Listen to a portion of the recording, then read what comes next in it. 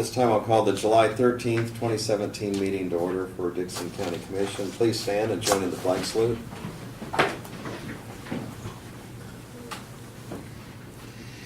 I pledge allegiance to the flag of the United States of America and to the republic for which it stands, one nation, under God, indivisible, with liberty and justice for all.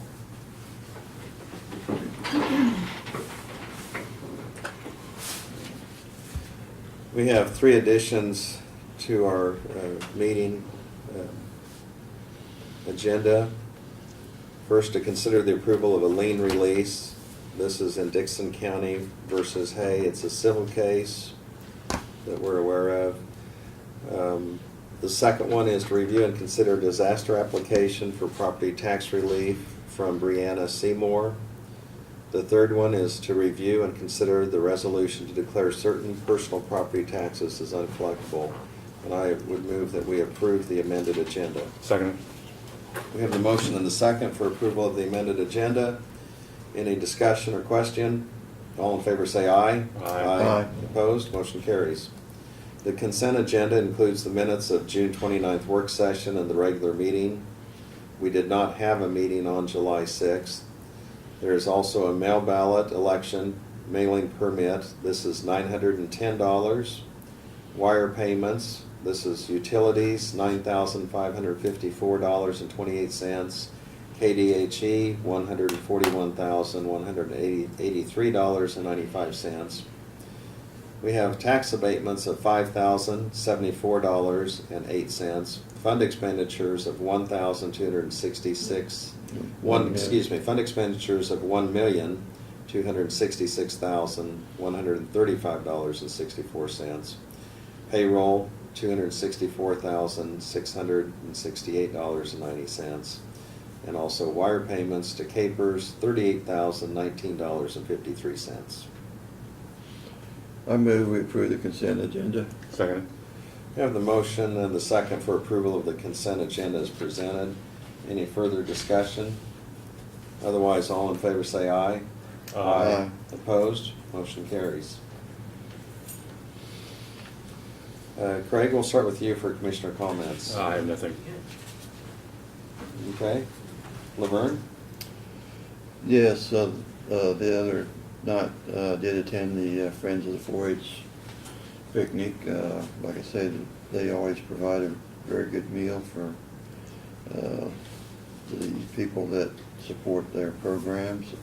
And, I also could comment that a couple of weeks back in our area down there, we had 4 to 5 inches of rain in a little over half an hour, so we got a lot of gravel roads that's got the gravel in the ditches. And I do want to commend the township operators because they've been working really hard to grade that gravel back up out of the ditch onto the road. And like I say, it was just a downpour within half hour, 45 minutes. It's just one of those deals where we just had tremendous runoff, and it actually ran across my lane and took some of the gravel off my lane.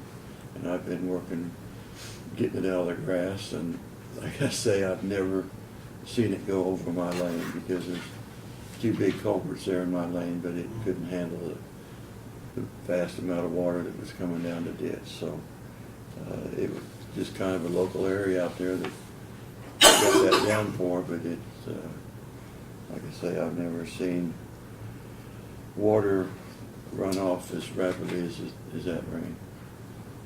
We had some guys out on Eden Road blocking that next Friday morning because of the high water was across, and we were actually had people, we put barricades up first. I guess you were gone, but we put barricades up first and had somebody went around the barricades and got stuck in the water. So then we had a high water rescue going on, and so we just staged our bridge guys out, put a man on each end to make sure that people could read the barricades, I guess. And they were there from all night long until, I think it was about 3 o'clock on Friday afternoon or so. Yeah, I drove that road this morning, and that one area there, it just looks like they've hauled new gravel, but it just took all the gravel off the road. it was, It was quite a volume of water, and yet it's pretty dry now with all this 100-degree Well, temperature, so, when it runs off, it's not doing you a lot of good. yeah. Okay, about the only thing I have is, there's a board meeting this Monday for Central Kansas Mental Health, and I plan to attend that on behalf of the commission.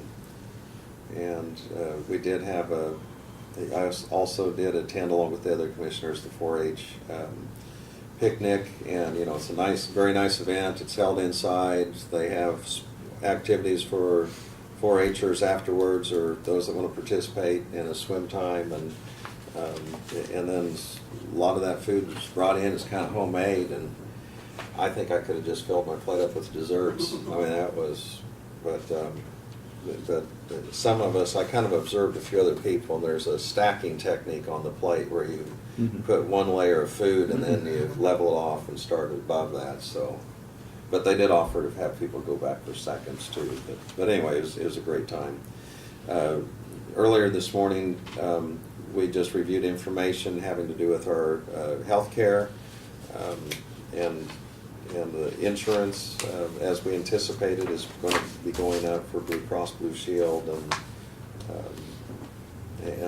for the employees, and we anticipated some of that budget-wise. But the other thing, we had a department head meeting and had reports from all the department heads this morning, just to update us on activities and what they have going on in their particular departments. So that's all I have. Is there any other information anyone received?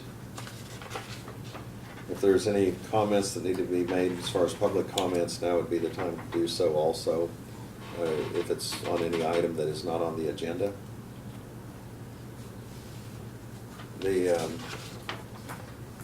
Okay. Hearing none, we'll go ahead and Brad, if you'd give your report at this time. Okay. Week before last, we had some issues with the main chiller. The chiller is a two-stage unit, which means it has two very big compressors, and they work in tandem typically. One of those has been non-functional for a while because of parts, and so we've been operating on the opposite side solely. And actually, the motor went out on that side, so we were able to get the motor and get it replaced.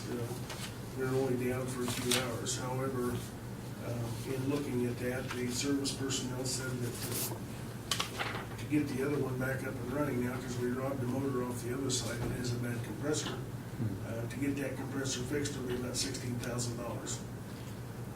At this point, I chose not to do that. There is some risk to that, and the risk being we can get the parts readily available out of Wichita, but if it went out today, we would be down for a day or so without air conditioning before we could get the parts. The reason we chose not to do it, of course, is that if we do renovate, that system will no longer be utilized, and the new system would replace it. So I just kind of needed to invest in it just to have the insurance so we can continue. So unless you have issues with that, I hate to put that kind of money into it. The system may not. I mean, that system's been in place for many, many years, and there's no reason, according to the service personnel, to believe that it won't continue to function. But it's like any other mechanical device; it could go out this afternoon if things were just right. So, just wanted to make you aware of that. It did cost us several $1,000s to get the work done to get it back up and running now. But it also sparked me to have a conversation with the construction manager and with Larry about, if we are fortunate enough to have the bond pass and we move forward, obviously that area out there will be developed first with the new jail facility. What will that do to our air conditioning function? And he said, well, that would be removed and temporarily set out here to get us through next summer while the construction's going on. So if that's the case, I don't know whether they'll use that same unit or whether they'll bring in something temporary to operate, so. But the bottom line is I didn't want to invest that $16,000 just to have it sitting there on the outside chance it may go out. And then in a year or a year and a half, if we move forward with the renovation, it's obsolete, and we end up taking it to the landfill or selling it on Purple Wave because it's no longer usable, so. But I just want to make you aware of that, so. You heard in the department head meeting, Tim mentioned a little bit about the review process that the appraiser's office is going through on the aerial photography. I'd mentioned that before to you, but there are several hundred locations that have been identified through that process that we need to look at. That's basically a comparison between 2 years ago in the aerial photography and the pictures that were taken this year. And it's a computer-generated report that indicates that there's been some type of a change in the picture on that parcel. It could be a building that is no longer there, it could be a new building that was put in that we don't know about. And so we're looking at all those, and depending on what the aerial photography shows when they look at that location, will depend on whether we need to put boots on the ground and physically look at it with the appraiser staff. It can work in favor of the taxpayer, because if they've had a building that was removed or what, for whatever reason, and they didn't think to come in and get it off their records, and they're still paying taxes on it, we certainly don't want to be taxing for something that's not there.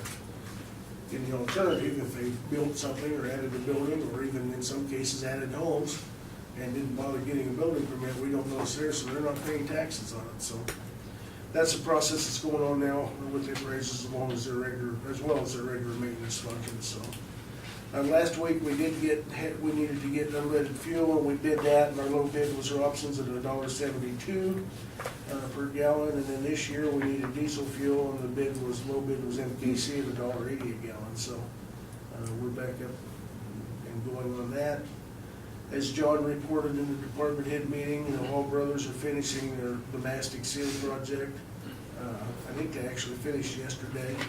We had them, the last portion was Fair Road. We also had them go down and do the little 100-yard stretch between the new bridge on Old 40 and the Sand Springs concrete there at Eden Road. That, if you remember that, when we did the safety edge, we added the shoulders. Well, that was new asphalt 2 years ago, so we didn't overlay that part, so we didn't have the bumps going through that, at those two, between the concrete at the intersection and the concrete on the bridge. But to seal that portion, so that number one, it looks like the rest, number two, that the safety edges are sealed. It was a couple, $300, $400 more to have them run down while they were here and go ahead and seal that with the mastic. So we went ahead and had them do that. And I know when I went home last night at 5 o'clock, they were there doing that portion. So I believe they are done now in our county. So again, John reported that the paint contractor is supposed to be here first of the week to get the paint applied on what was overlaid and what mastic sealant roads that we had done. And then our crews have been working on Trail Road up around Milford Lake, and they finished that Tuesday and moved over to Camp Road. They were working Camp Road from K18 north to the Lake County line. So in your package, you've got the year-to-date budget reports and also staffing reports. Budget reports look fine. There's nothing alarming there. Although this is a big month, as you notice. We even had a little problem getting it spit out there, 1 million versus 1,000. We do have, the reason for that, as I mentioned in my report to you, is we've got an $800,000 payment in there, which is to KDOT for our revolving loan. That's the last big payment we have on that project. Next year it's just a half payment, 400-some thousand. But we have that one, and we have, of course, payroll and some other asphalt purchases and things that added up pretty quick. So it's probably the biggest month, well, it is the biggest month we'll have this year. So a lot of expenditures this month. So, and then on the staffing report, or budget, back to the budget report, sales tax report. Sales taxes went down a little bit from what it was last month, but we had quite an increase last month, but it's still higher than it was the month before, so it's staying steady. The staffing reports from Diane, and of course we had 2 terminations in the last month, and we currently have an opening in Road and Bridge, and then we also have an opening, as Russ reported, in 911 that he's trying to get filled. So. And let's see, the last thing in your package, you've got the sheet. I thought it was just wanted to keep you apprised of what the municipal bonds have done. Our bonding company, Piper Jaffray, provided us that earlier this week, and I know you've seen this before, but this is the updated version that shows that municipal bonds had started to increase just a little bit around the first of the year. They've dropped down a little bit just recent as last month, so they're kind of hovering around that 3% mark. We've been pretty fortunate that I know we were concerned that if we waited to have the election or we didn't move forward with the Justice Center, that the interest rates would start going back up. They did start going up. They've kind of dropped a little bit more, but they're hovering around that 3% mark, so hopefully we're fortunate enough that they'll stay there for a couple more months and the bond passes and we can get those locked in, so. But for your conversations with constituents, that'll give you a little idea of what they're doing and why we're concerned. And the last thing is the K-Camp insurance report, and I provided that to you, and I think that's all I've got. Okay. One thing I was going to add real quick too, there is a renovation that's going to be taking place at the Eisenhower Presidential Library, and so there's an invitation that the director has given for the county commission to be in attendance, just to kind of have an update.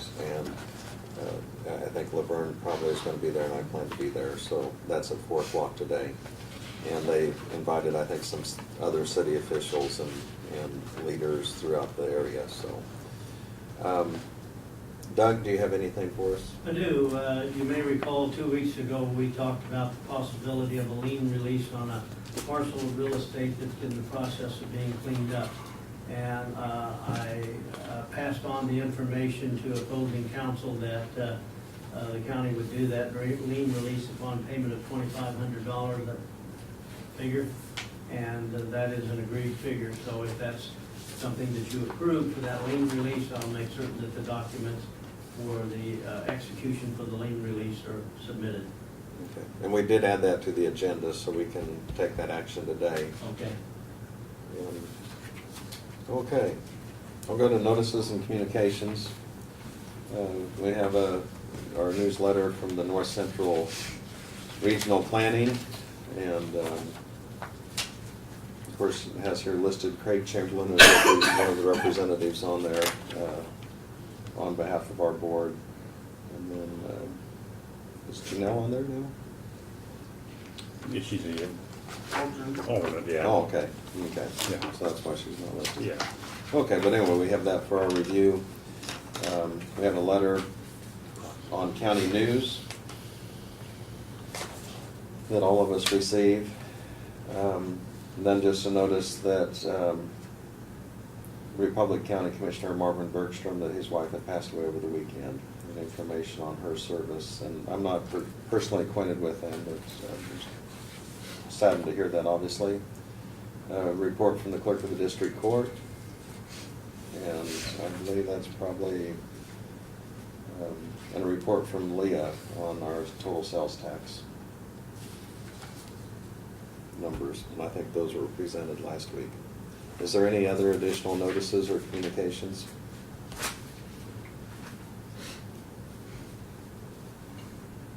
Okay, very good. Next thing we'll go then is introduction and consider resolutions. We do have one resolution, and this was something that was added to our agenda. And this is a resolution in regards to delinquent personal property taxes that were uncollectible. And these were ones that went back for numerous years, and so it's kind of a cleanup item. And so there's resolution, I'll go ahead and make the motion. We adopt resolution 071317. Second. We have the motion and the second. Is there any question or discussion? And I know, Laverne, you're Yeah, kind of have that packet. It's a pretty big it packet. is pretty thick. And I was just looking at the total amount there, and $18,699. 39 cents, yeah. Yeah, so this is, it's quite an accumulation, and many of these go back many years, and people have moved numerous times, and efforts to collect it haven't worked out, or they've passed on. And most of the amounts are the $30, $20 range, but there's a few that are a little bit larger in there. But any further questions or discussion on that? We have the motion and the second, so all in favor of adopting resolution 071317, say aye. Aye. Aye. Opposed? Motion carries. And there's a place for each of us to sign here.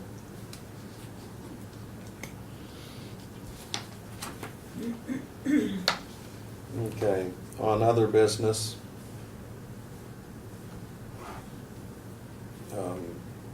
We need to appoint a voting delegate and alternate for the KAC conference. And my plan is to attend the conference so I can serve in either of those positions. I guess it has delegate, first alternate, and second Okay. alternate, so.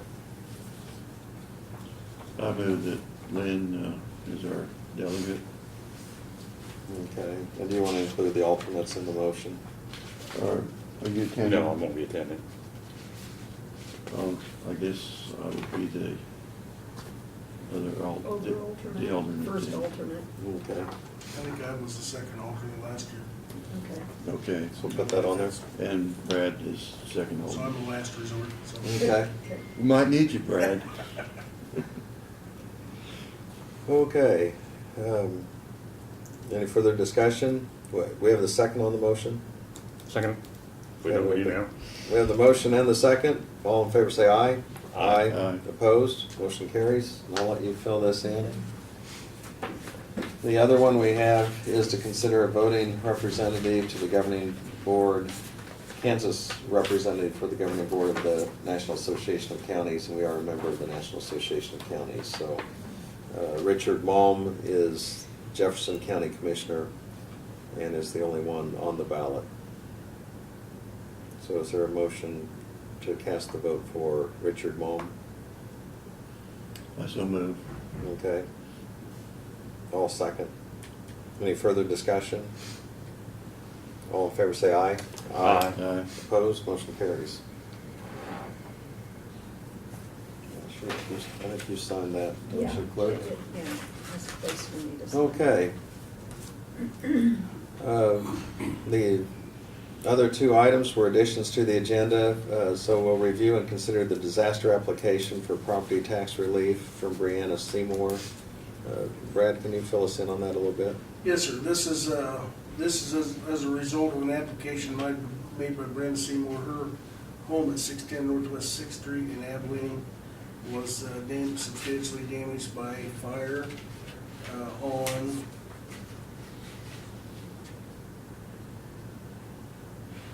February 9th of this year. And under the Kansas law that was passed a couple of years ago, similar to, it's the same law that applied to the tornado homes. Mhm. If the home was substantially damaged prior to August of the year, you can grant a tax abatement in full for that year's taxes that had occurred. If it was after that, you would do a credit. But in this case, it's an abatement. The total amount of the county's portion is $916, I believe. But that is the application, and her application fulfills the requirements as we see it for the statute to be granted, so. Was it totally destroyed or? Well, it wasn't all gone, but it Uninhabitable. and so it had to be raised, so. More than 50%, wasn't it? Yes, oh yeah, Okay. yeah. I move- The house is appraised at $60,000, and I think the fire department assessed the damage at $55,000 or something like that, so. I move we accept the application for a tax relief from Brenda Seymour. I'll second it. Okay, we have the motion second. Any further discussion or question? All in favor say aye. Aye. Aye. Opposed? Motion carries. And there's just the one place for us to sign, Yes, sir. Barb and Brad.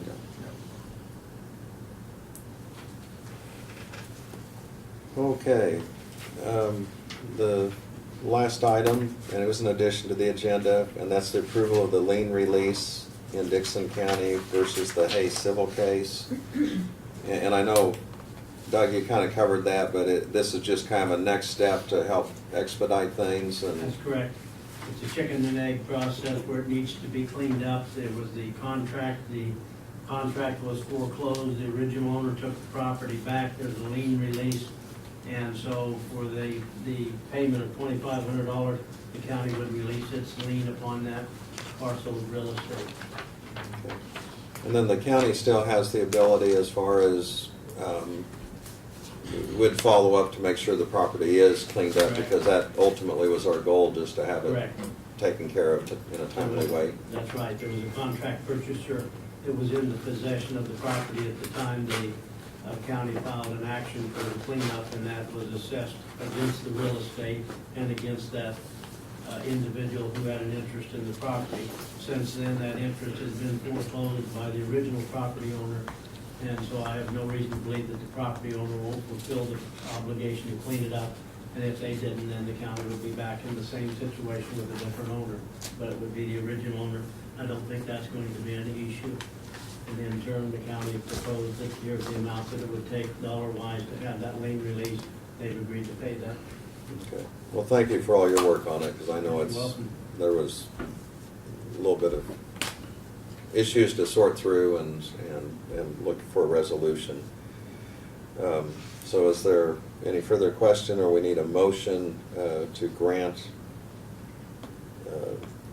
this lien release? So moved. I'll second it. Okay, we have the motion and the second for a lien release, and this is in regards to Dixon County versus the Hay civil case. And so all in favor say aye. Aye. Opposed, motion carries. And it just has, my signature is needed on behalf of the commission on this one, so.